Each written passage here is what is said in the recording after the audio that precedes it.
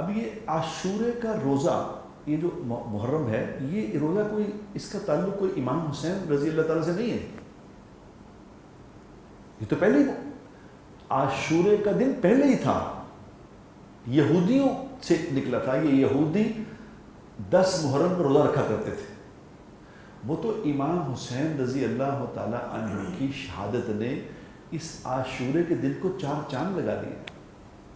وہ تو ایسا دن کر دیا کہ اس دن کی تعظیم کبھی ختم ہی نہیں ہوگی، ایسا عمل اللہ نے ان سے کرا دیا، ایسا ان کی قربانی کو ایسا قبول کر لیا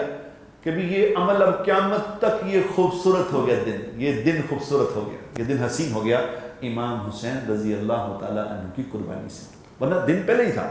لیکن حضور اکرم صلی اللہ علیہ وسلم کیا فرما رہے ہیں؟ آپ صلی اللہ علیہ وسلم یہ فرما رہے ہیں کہ دیکھو، جب لوگوں نے کہا نا کہ جی یہودی روزہ رکھتے ہیں، یہودی روزہ رکھتے ہیں 10 محرم کا، تو آپ صلی اللہ علیہ وسلم نے دیکھو کتنی اہم بات ہے، کتنی اہم بات ہے ہمیں سمجھانے کے لیے۔ آپ صلی اللہ علیہ وسلم نے یہ فرمایا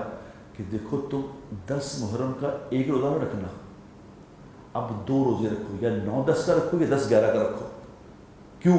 کہ یہودیوں سے کہیں تمہاری مماثلت نہ ہو جائے، یعنی وہ عمل نہ کرنا جو یہودی بھی کرتے ہیں، ان سے کہیں تمہاری مشابہت نہ ہو جائے، ایسا عمل نہ کرنا۔